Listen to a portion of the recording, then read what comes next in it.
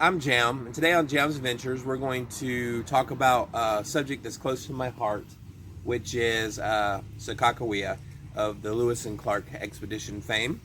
So I recently visited Sacajawea Cemetery, which is supposedly one of her places she's buried. Oral tradition says she's buried at Wind River, and they actually have a marker there. So I've visited there, and we're going to talk about that today.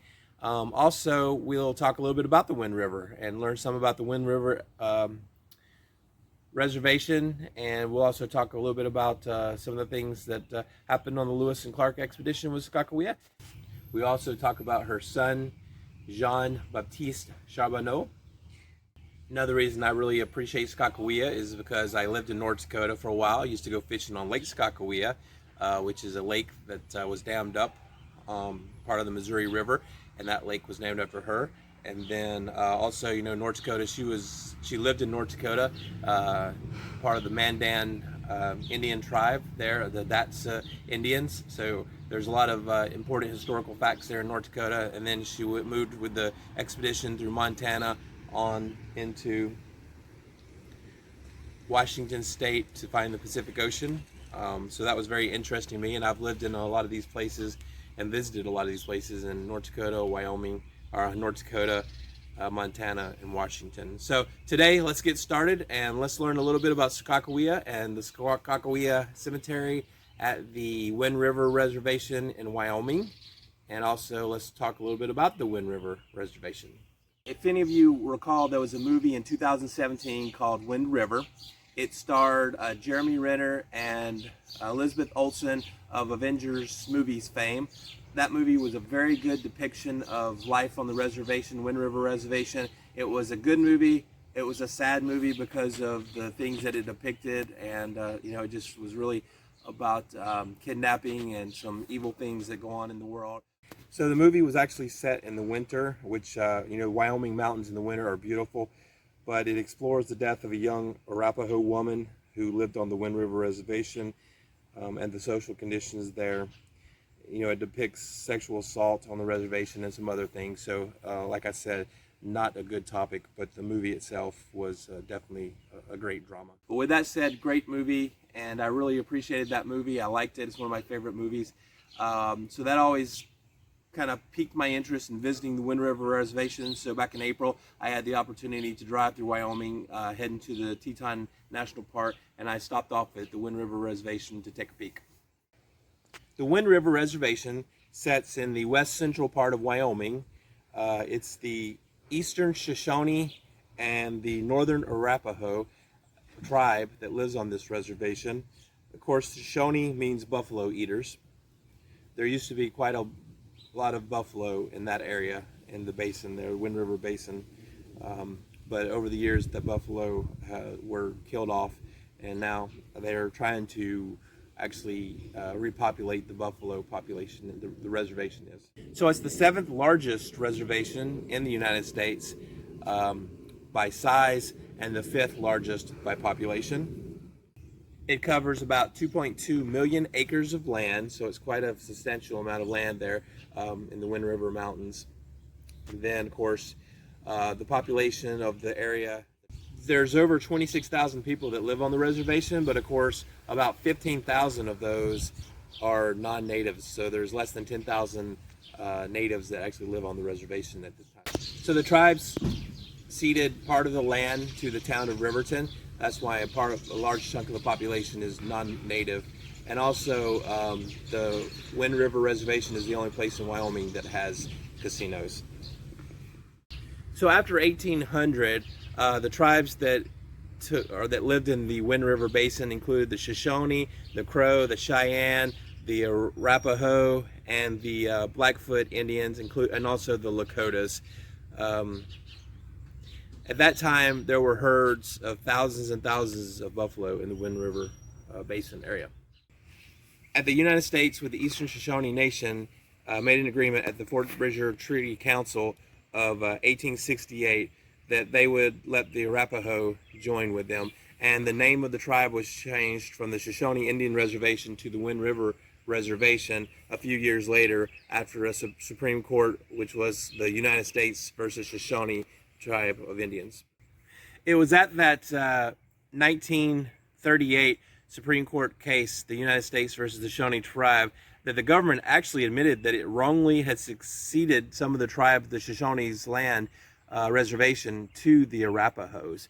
But what happened was they actually went ahead and gave the Arapahoes half claim to the Shoshone Indian Reservation, and that was the time that the name was changed to the Wind River Indian Reservation. So even today, the Arapaho and the Shoshone have ramifications from that forced settlement of the Arapaho on the Shoshone's reservation. So there's still basically disagreements between them, both political, and then eventually they did start to intermarry between the two tribes, and that actually has helped a little bit with tribal relations. But today they really work hard to try to bridge that gap, but there's still definitely an issue there between the Arapaho and the Shoshone Indians. There's definitely an effort from both tribes, the Shoshone and the Arapaho, to maintain their sovereignty.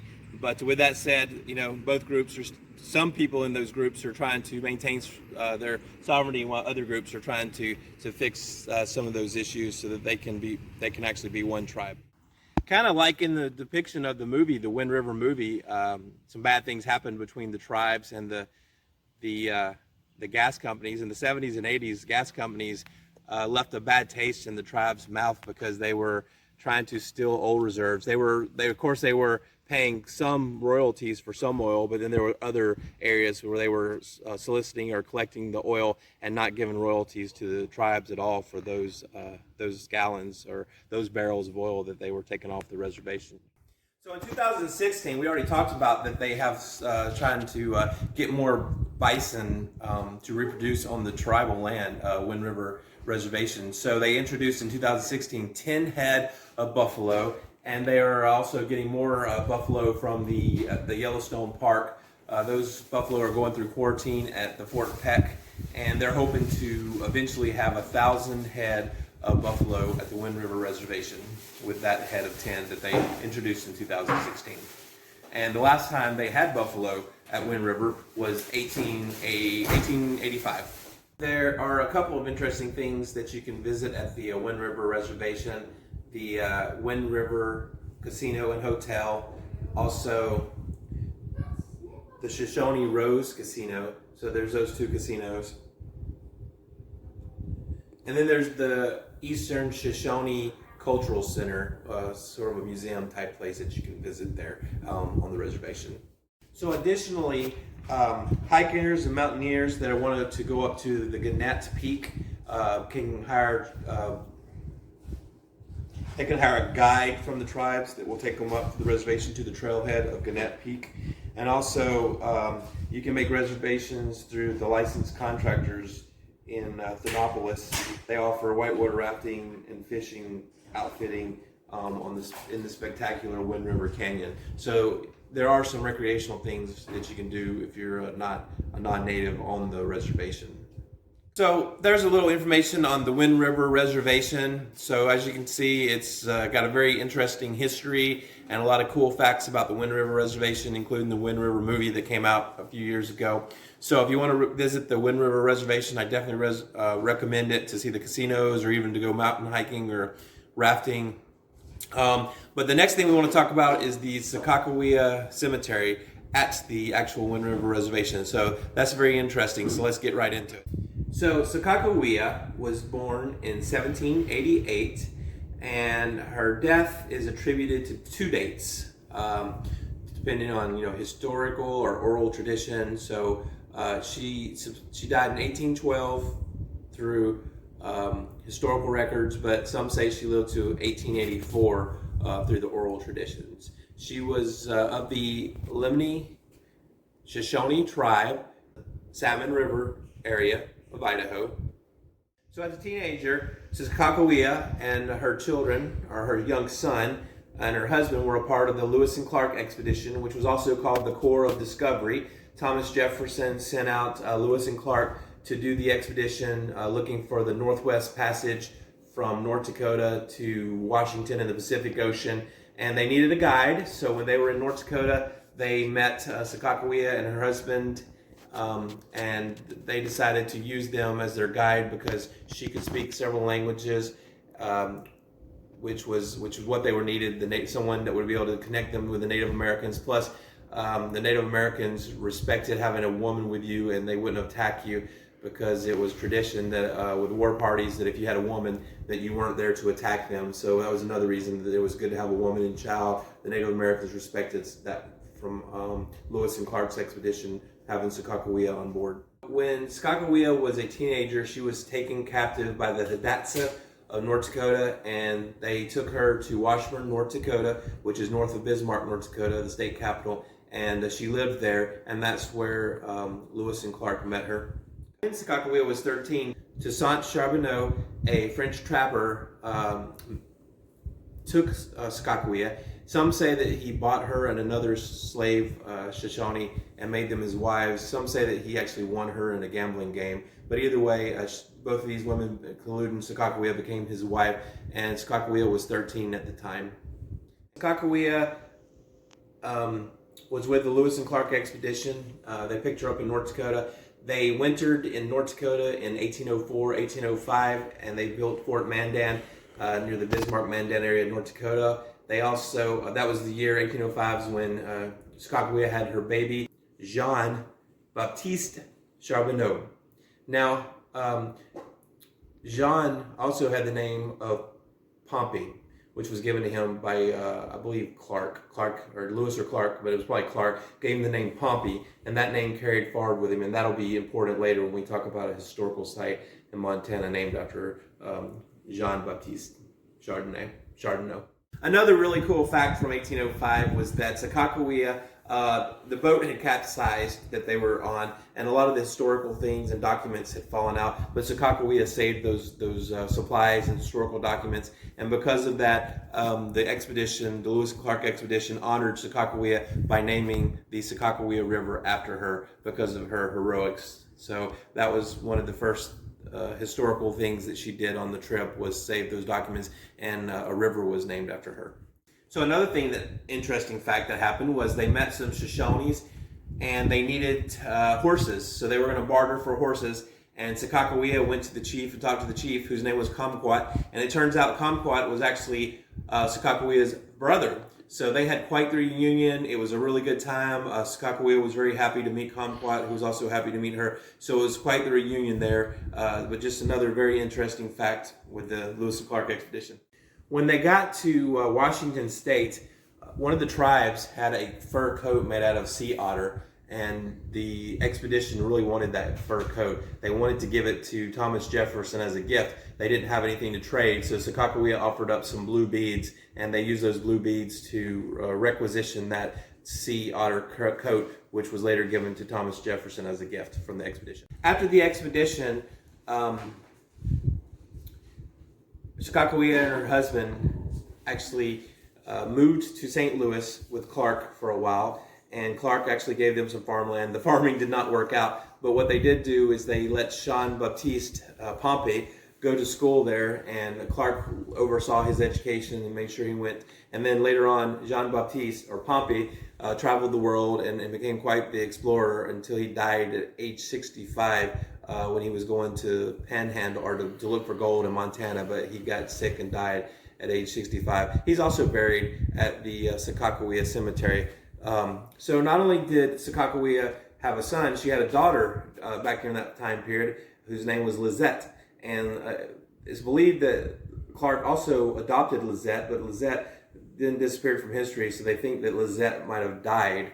But, Sacajawea went on with her husband, and they went back north, and eventually she got sick. And according to, some sources, she died in 1812, but other sources say she lived till 1884. The last interesting thing that we'll talk about today was, and I'll read this straight out of this so I don't mess it up. In 1925, Dr. Charles Eastman, a Dakota Sioux physician, was hired by the Bureau of Indian Affairs to locate Sacagawea's remains. Eastman visited various Native American tribes to interview elders who might have known or heard of Sacagawea. He learned of a Shoshone woman at the Wind River Reservation with the Comanche name Porivo, which means chief's woman. Some of those he interviewed said that she spoke of a long journey wherein she had helped white men and that she had a silver Jefferson Peace Medal of the type carried by the Lewis and Clark expedition. He also found a Comanche woman named Tacatine who said that Porivo was her grandmother. According to Tacatine, Porivo had married into a Comanche tribe and had a number of children, including Tacatine's father, Ticanaf. But Porivo left the tribe after her husband, Jerk Meat, was killed. They believe Porivo died in April the 9th, 1884, and they believe that Porivo was actually Sacajawea. And then in 1963, a monument to Sacajawea was erected at Fort Washakie on the Wind River Reservation near Lander, Wyoming. So that's how the story goes, that she ended up at the Wind River Reservation. Also, additionally, according to oral tradition, Sacajawea left her husband Toussaint Charbonneau and fled to Wyoming in the 1860s. Her alleged burial site is located in the Reservation Cemetery with a gray stone inscription dating her death, April the 9th, 1884. However, oral tradition also indicates a woman named Porivo, or recorded as Basil's mother, occupies that grave. So there's another interesting fact about the grave site. Some other interesting things I wanted to talk about were some of the places that Sacajawea was named after Sacajawea. One of them is my favorite lake in North Dakota, which is part of the Missouri River. The Missouri River was dammed up and created a big lake in North Dakota called Sacajawea, Lake Sacajawea. A lot of good walleye fishing up there and northern fishing, so that's a great lake that I've spent some time at. Other things was the Sacajawea Memorial Area at Lemony Pass, Mount Sacajawea in Fremont County, Wyoming. This one's interesting. Sacajawea Patera. Sacajawea Patera. Now this is interesting. It's a caldera on the planet Venus. So there's a caldera on the planet Venus, which is like a volcano that's named after Sacajawea. It's called Sacajawea Patera. Sacajawea Peak, the Sacajawea River that we talked about earlier in Montana, and then Sacajawea State Park in Pasco, Washington. So and there's lots of statues all over the United States that celebrate Sacajawea. So what a great story, and what a great historical figure. And I was really glad to get to visit her grave and the Wind River Indian Reservation. I had almost forgot that we were going to mention because Jean Baptiste is Sacagawea's son. His name was Pompey, that was given to him by Clark. That was kind of like his nickname. So there's actually a place called Pompey's Pillar National Monument just outside of Billings to the east of Billings, Montana. It's a national park. It's on the Yellowstone River. It's a stop that they did on the Lewis and Clark expedition, and Clark actually signed his name on this little pillar there. The original name was called Pompey's Tower, but now it's called Pompey's Pillar. There's also petroglyphs there and all sorts of signatures from the pioneer days, including Clark himself, who put his signature there back on 1806. So a great place to visit. I have not visited. I drive by it all the time, and I've always wanted to visit it. I haven't visited it, but one of these days I'll visit it, and we'll do a podcast or a video on our YouTube video channel. And so let's go ahead and let's look at some pictures and see the Sacajawea Cemetery. It's a pretty interesting place. So let's go ahead and take a look at my visit there at the Sacajawea Cemetery. Hi, welcome to Jam's Adventures. I'm Jam. Today we are at the Wind River Reservation in Wyoming. If you've ever watched the movie Wind River, it's a great movie. But I saw the sign. I went through Wind River Reservation and I saw the sign for Sacagawea's grave, and I thought, what a great thing to visit. So I thought I would come and pay my respects. So I thought I would share that with you guys today. There's the cemetery, Sacajawea Cemetery. We're at the foot of the mountains here.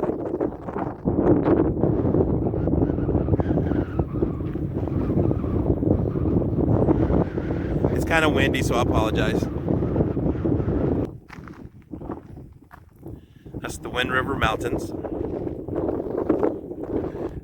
This is an interesting cemetery. Hopefully the wind's not too bad. I know it's windy here.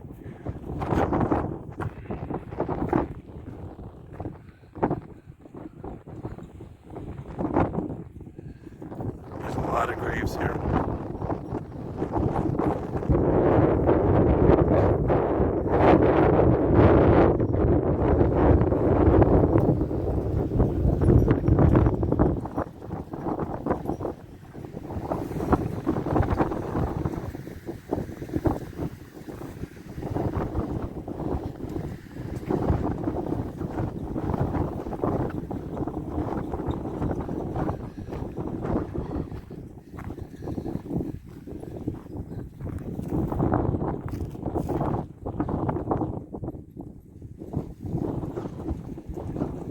Very interesting Native American cemetery.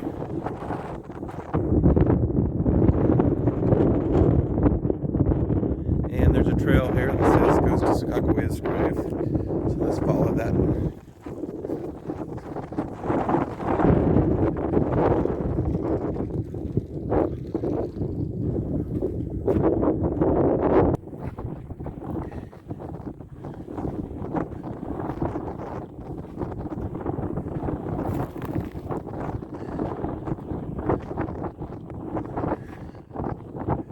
So as you can see, there are a lot of graves here.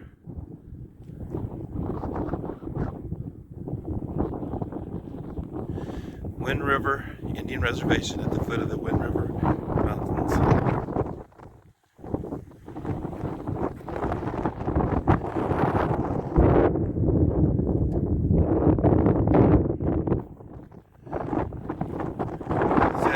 Sacajawea died April the 9th, 1884, a guide with the Lewis and Clark expedition, 1805-1806, identified 1907 by Reverend J. Roberts, who officiated at her burial. Erected by the Wyoming State Organization of the National Society of the Daughters of the American Revolution, 1963. Wow.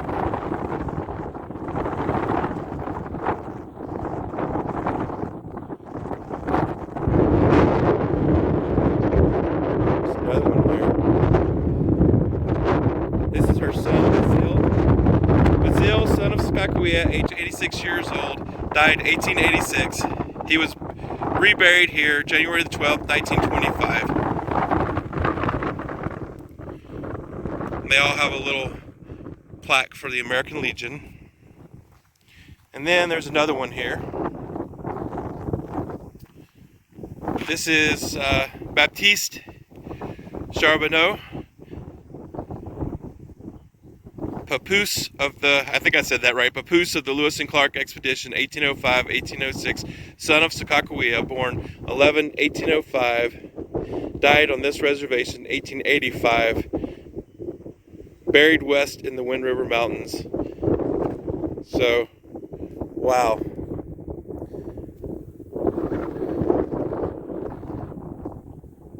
And then, I guess there's a couple of her family members buried here. There's another one back here. This one says, Maggie Bazil Large, granddaughter of Sacajawea, daughter of Basil, 1856 to 1823. So, yeah, this is a very interesting cemetery. And I'm glad I saw it and was able to see this. So, if you're ever at the Wind River Reservation, I hope you can come by and visit this and pay your respects to Sacajawea, a great Native American, very historical. So I think this was great. So I hope you guys enjoyed. Thanks for joining us today on this episode of Jam's Adventures. Let's keep on going. We're heading towards the Teton Mountains, so look forward to that video. Have a good day.